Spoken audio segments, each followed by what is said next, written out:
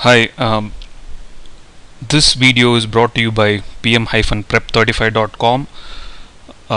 We are a free online PMP training website, and we have free resources in terms of mock exams and chapter wise tests. So do visit our website for training material for the PMP exam.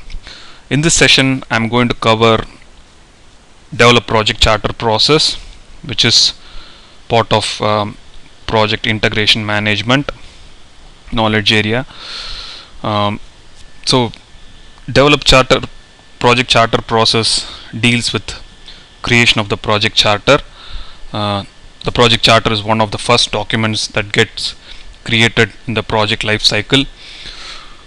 The project charter authorizes the existence of the project, or states this is the purpose of the project and this is why it is needed. It also identifies the project manager.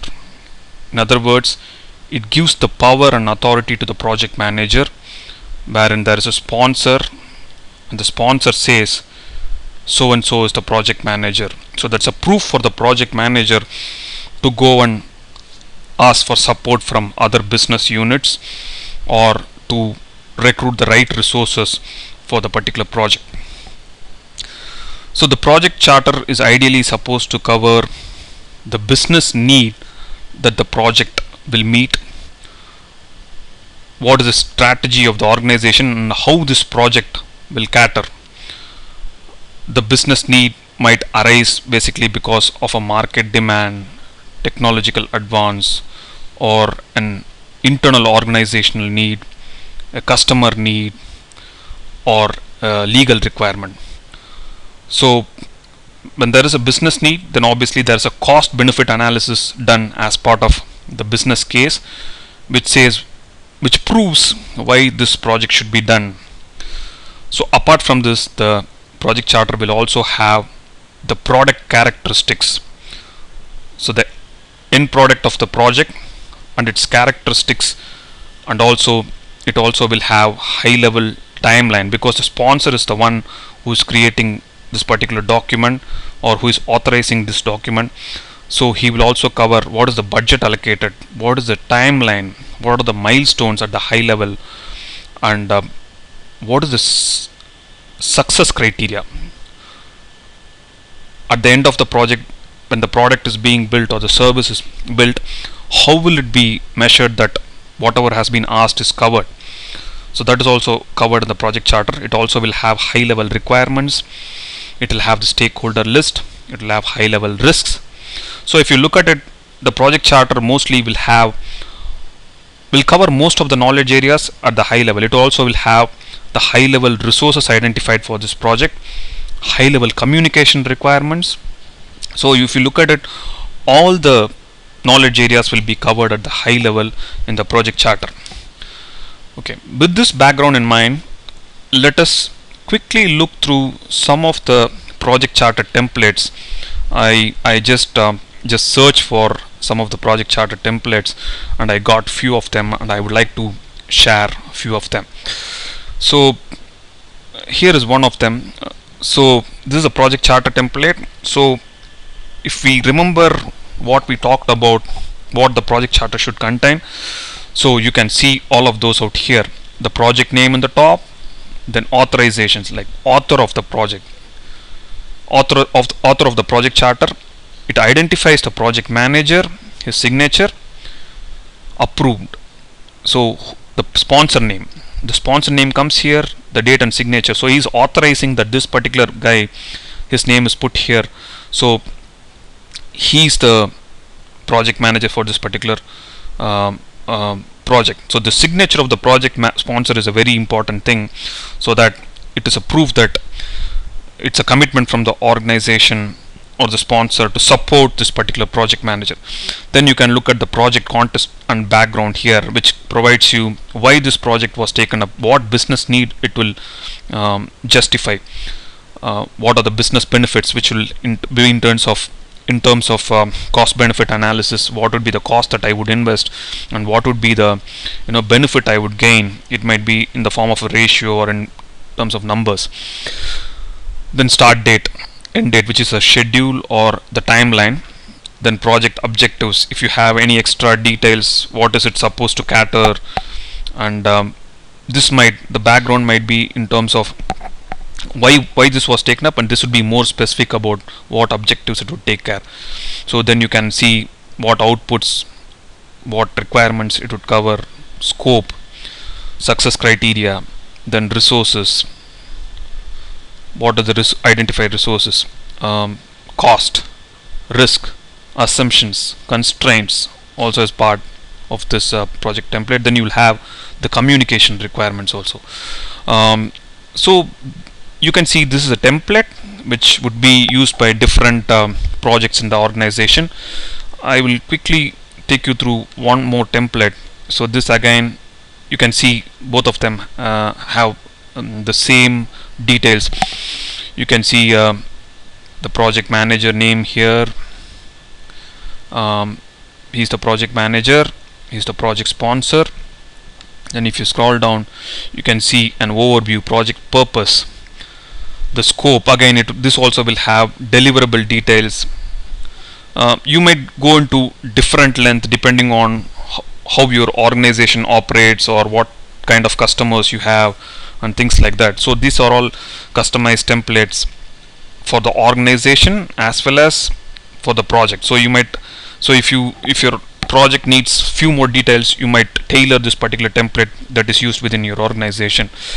So you can see out of scope, milestone details, conditions, assumptions, constraints, dependencies, what would be the impact, if there is a risk or something like that, then how would you handle those, scope change, risk management, resource planning, organization hierarchy, which is again part of the resource structure, resource breakdown, things like that. Then you would have what is the amount of resources, what is the cost involved, communications planning. Okay, so you would refer the contract or the statement of work which comes from the customer. The customer might be internal or external, the contract. One more template here. Yeah, this is one more template. So this one, as you can see, it's a template again which is used by the organization, and then it would be customized by each of the projects. So you will have the same details. If you see the table of contents, it will have scope, duration, product and project overview. So product characteristics, whatever detail you have will be covered, justification which has the business need, then strategic alignment, how will it cater to the strategy of the particular organization, funding source, estimate, risks, assumptions, constraints, stakeholder list, roles and responsibility, communication requirements. So all these things get covered in the project charter. Okay, so with this background about project charter, we probably can look at what would be the inputs, tools and techniques to come up with the project charter as the output for this particular developed project charter process. So the project charter understandably has the business need, it has the project manager's name, it has the project sponsor's signature, it has the milestone details, the cost details, the budget, that's what the cost details. So these things go into the project charter. So now if you look at it from the point of the PMBOK normally has this input, tools and techniques and outputs style of looking at a process. So from this, now if you have to find out what would be the inputs for this project charter, so it would be easy to say that the statement of work is a very important input for the project charter. Why? Basically because the statement of work comes from a customer, So the customer details about what is the product characteristics out of this project, what product would be created, and what would be its characteristics, what would be the internal what would be the internal features of the product, what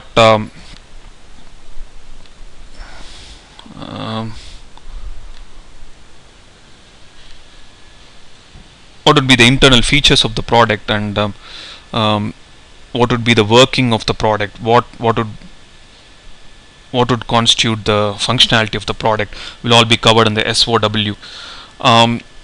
The next important input would be the agreement or the contract, which says what would be the boundaries, what scope would this particular product cover, or the project that is used to develop the product, what would be the boundaries or the scope would get listed through the agreement or the contract.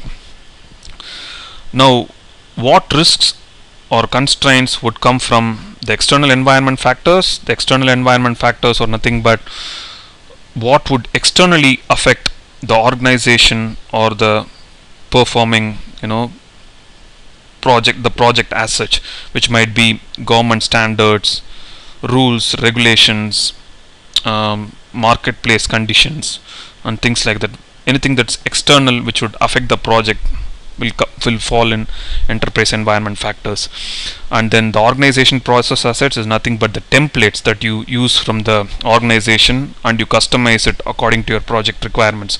So these are previous lessons learned and historical information. So let's take a step back and look at some of the key points of develop project charter process. So the project charter process is concerned with authorizing the project and identifying the project manager and providing the project manager with the authority and apply organizational resource for the project. So authorizing is nothing but providing the power to the particular project manager, and also when you say you provide authority and power, you also say I would give you whatever resources you need to complete the project. So that assurance comes from the project charter, because the sponsor signs the project charter. Here when you say the sponsor is more of a generic term. It would include the senior management also. So sponsor, although it means a person who's funding your project, it also means the senior management's consent to support this particular guy called the project manager. The project charter also is the proof of commitment from the senior management towards the project. Yes, so that's why you sign off in the document stating what is the budget that you're going to allocate and things like that, and identify so and so as the project manager. The project charter should be authored by the sponsor, although the project manager can be involved during the creation. The project manager will be involved in the creation of the project manager in the project charter, but then the project charter is actually authored by the project sponsor. A contract is not the same as a project charter. Contract is actually an input to the project charter, because the project charter is more of an internal document which gives the project manager the power, and also the project manager can take this project charter and build his plans and also help his team get going. The contract is more of a legal agreement between two different organizations, like the performing organization and the asking organization, the requesting organization. So the contract is more at a higher level, wherein it says what is agreement and what would be the penalties and all that. But then the project charter is more towards the project team and the project manager to do things which is more relevant to the project. But the contract is more at an organization level, which shows you the impact or what should be covered by whom. So look at the inputs. So the project statement of work is an important input to the project charter, which comes from the customer. So the statement of work has the product characteristics, business need, strategic plan, and it also has the business case. The business case document is normally will sometimes will have the business need as well as the cost benefit analysis. The business case document is normally prepared by the business analyst because he has details about the cost incurred, what is the market need and things like that. So that's where the business case document is prepared by the business analyst. And the prime thing is the SOW will have all these details. The SOW is issued by the customer, and it will have all these details, and these become input to the development of the project charter. So now the next important input is agreements. The agreement is nothing but the memorandum of understanding, contract, SLA, service level agreement. Service level agreement is a common terminology where it talks about availability time, how many users will be using the application, what would be the concurrent number of users. So these things are very important input to come up with the project charter, and also in order to define the scope, risks, assumptions, constraints. So agreements are an important input. The enterprise environmental factors and organization process assets, they are a common input across most of the initiating and planning processes, understandably, basically because initially there is a lot of external factors that you have to factor in into your planning and the initiating process group. So obviously enterprise environmental factors contribute towards that. When you talk about enterprise environmental factors, they are nothing but what external environment will affect the project as such, or the organization. It can be government regulations, it can be the organization structure as such, which might affect the project in terms of approvals and things like that. So these have to be factored in when you create the schedule as such. So those things are also taken care when you have to come up with the project charter. So because when you are dealing with schedules, budget and things like that. So from the PMP point of view, the enterprise environmental factors and organizational process assets are two inputs which will be used in most of the planning processes, and this because this is initiating process which is before the planning process, they are an obvious input for these two processes. So organizational process assets are an important input because we are talking about we start creating each of the documents from a template so that you don't reinvent the wheel.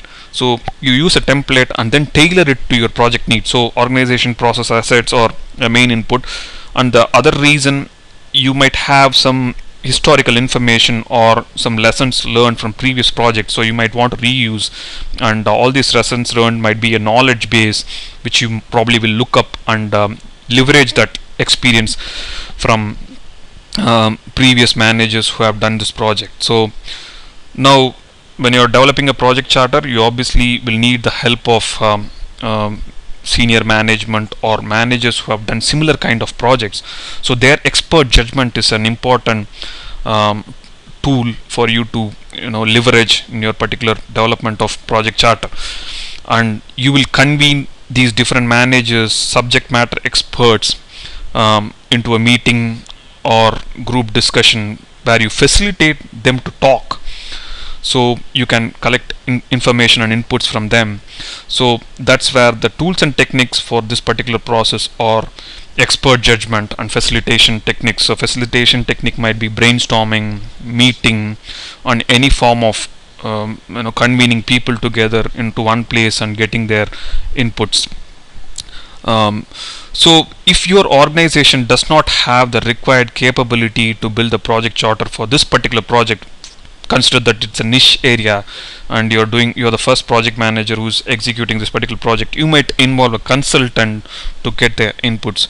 So that's where expert judgment might involve consultants or industry groups, project management office, or subject matter experts. So the contents of the project charter are high level assumptions, high level constraints, high level budget, high level schedule, project start, project end date, who is the project manager, who is the sponsor, the sign of the sponsor, Then what is the success criteria for this particular project, what is the communication channel, what is identified, and what is the stakeholder list. So all the knowledge area at a high level, there is an entry made in the project charter. From the chapter wise test that we have in our website, I would like to cover some of the points which are really important, so that these points are picked up from the PIM box. So the questions revolve around this. The statement of work is normally a part of the following. So when you the statement of work is an important input to the project charter, but the statement of work by itself can come from request for bid, request for proposal, or request for information. So there is this process of procurement where you request for a proposal from a set of people, and then, for example, 10 people come up with a proposal telling that this is what I will charge you, this is the features that I will have for what you have requested, this is the product features that we will develop. So they basically are responding for a request for bid, request for proposal, and request for information. This request will have details about this should be my product characteristics, this should be my service details. So they are asking for bid information. So the statement of work normally will be part of this request for bid, request for proposal, or request for information. The statement of work references the following. So these are the documents that get referenced in the statement of work. So when you say give a statement of work, the customer gives a statement of work, they normally will send the business need, product scope description, strategic plan, and all that. This strategic plan will have a high level mission statement which will give an idea of how the organization will realize their strategy. Strategy is nothing but the the goal of the organization, what direction they are proceeding, and how this particular project will cater to their strategy or the vision.